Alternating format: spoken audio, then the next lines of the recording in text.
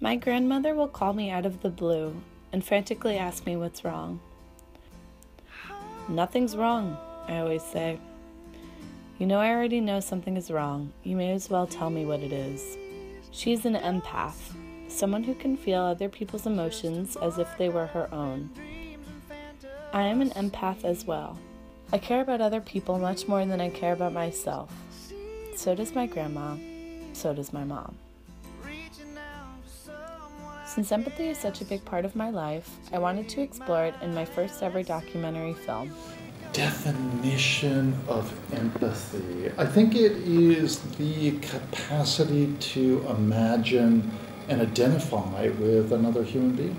Simply, I would think is something that you feel some kind of allegiance to something that's happened. Empathy is much more that you really have this grasp in terms of a kind of moral imagination of someone who's in a situation that's different from yours. You can sympathize with the position, but not necessarily have empathy for it in that sense. The definition of empathy is to care about the well-being and condition of others to whom you're engaged. And the engaged meaning could be, you're reading about them, you're dealing with them on a day-to-day basis, but that you have some sense of what they're feeling, thinking, and you would care about things that would be good for them. Empathy is just being mindful of what is going on in the shoes of another person. Could be good, bad, but just as a kind of mindset that you approach not just being overly narcissistic. Do you consider yourself empathetic? Yes. Why? Because it does matter to me that you are supportive of other people generally, and if you think about them, it just sort of can make you happier. I would, and I'd put an asterisk on it though, which is I'm not the best person to judge that. I mean, if you really wanted to find out whether I'm an empathetic person, you should talk to my students, my wife, my dog, my kids, homeless people in the street. So I think that my wife is very empathetic. She works with mentally ill adults, and but not even so much in that aspect of her life, like with working with people, but even in my relationship with her, as my spouse, she is very understanding, and I think sometimes even to the point where she takes on other people's feelings, like my feelings. Like if something's bothering me, she will do things to try to compensate so that I feel okay. And because I'm, empathetic as well, I do the same for her, and I think that that's like healthy in like a marriage. I never really felt like I felt for people. It's more of like I could see something's going wrong, and the most I do is ask if you're okay and try to figure out how things are going. But I think if anything, people consider me a really caring person because sometimes I go a bit like above and beyond to get stuff done for people. If anything, like I know I get a lot of things done and help out a lot of people, and they consider it like, oh my God, you're so nice and caring. But I don't know, I never really considered that empathy. I just thought that's what comes with being a good person. When I was looking at my father's casket, looking at his body, I felt this sense of numbness, and I kind of just had this mental conversation with myself where it was just like, well, I'm feeling numb. How about I just take care of everybody else that's in the room? Mm-hmm. So I think the next thing that happened was when people were in the line viewing the bodies, I see my mother and my grandmother grow up. And this was the first time I ever see my mother like really cry about this sort of issue, because me, my father, my mother, we never grew up in the same household. It was me, my mother, and my stepdad. My father wasn't in my life. He left before I was 1. And to see him in the casket, it was finally seeing some sense of emotion from my mother. I always wondered how she felt, and I never asked because I felt like that was touchy matter. She had her own life that was rough in itself, and I'd rather just learn from her and not try to tap into something that would make her uncomfortable. But in that moment of seeing her look at his body in the casket and seeing her shed tears, I kind of just came up right behind her just to check and see if she was okay and gave her a hug. I was like, "You okay, Mom?" And she's like, "Yeah, I'm fine. Like, I should be asking if you're okay." I'm like, "I mean, I'm okay. Like, we can take care of this later." I don't know. I feel like in a moment like that, there was a lot of unpacking that needed to be done for the fact that for you to be a child and you don't really feel for your parent to be in a casket is a weird thing. I'm still trying to understand that today, and I realize like that's not normal to have. So for me, it's like, I don't know, I feel like that's a further reason why I don't feel like I'm an empath, but I feel like I've seen a lot of like empathy be done. I feel like there's a difference between having empathy and being an empath, and I feel like I have empathy, but I'm not necessarily someone that just is like, ooh, I can sense you're like going through something. It's kind of like I just observe and I respond accordingly. It's just kind of comfort to me. Like when someone's empathetic, it's comforting, and so I think the best people to go to if you need anything in a time of need or anything, those people are usually the empathetic ones. Like if someone comes to you with a problem and they tell you about it, if you're empathetic to it, that you can kind of see what it would be like if you were in that same situation. I mean, I don't want to like toot my own horn, but I have noticed that a lot of people tend to come to me about issues that they're having, or just as someone to talk to, because I do like listen, and I think that listening is a good part of empathy as well. Being in a relationship with an empathetic person, I think can be very beneficial, especially if both people are empathetic, because communication is very important in a relationship, and so if one of you or even both of you are going through a difficult time, it's helpful having the other person be empathetic because they'll be able to kind of relate to what you're telling them. I guess sometimes I worry that we both maybe get hung up over someone else's, like not ours, but like someone outside our relationship. We get hung up over someone else's problems or frustrations or bad times, and I sometimes worry that that negatively affects Andy or negatively affects me, depending on who the third party person is. And I worry that, you know, I usually remind Andy, you know, that it's nice to be thoughtful, but you also got to think about your own mental health.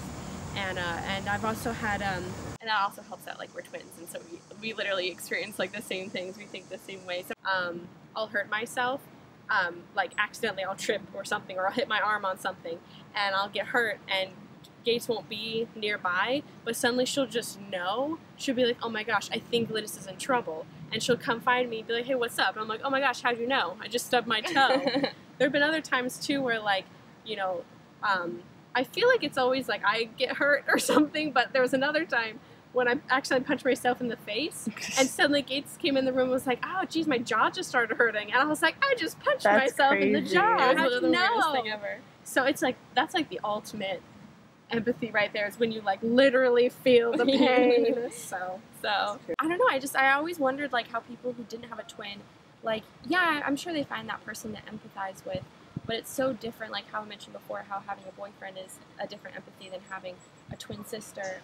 Like I've always had someone who literally I feel like knows exactly what I'm going through. Like I don't even have to say it, I just give her that look, like, how was your day? And I just go, and she knows, oh gosh, you know. So it's amazing. I wish upon everyone to have something this deep. Yeah. I had a transplant.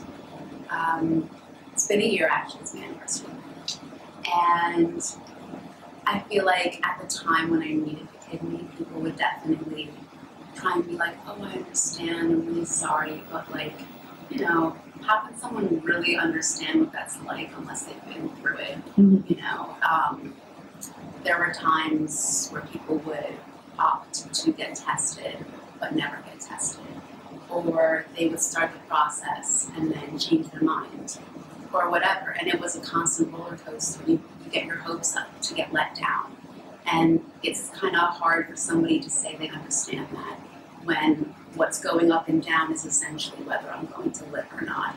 It's not just, you know, a homework assignment or some I guess, something more minor that somebody may have experienced. So I think people try to empathize, but it's really hard to say that you can empathize unless you've truly been through what that person has been through, which is why I say that I can sympathize, but I am kind of hesitant to use that word.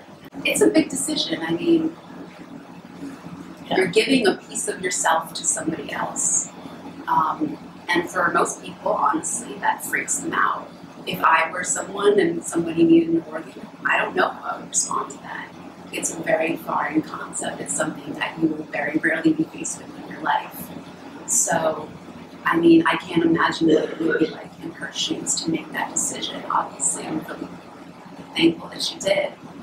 But I guess it kind of showed me that there is some good in the world. You know, you listen to the news and you hear terrible things that go on all the time, and it's just a little bit of light in a dark tunnel, I guess, so to speak.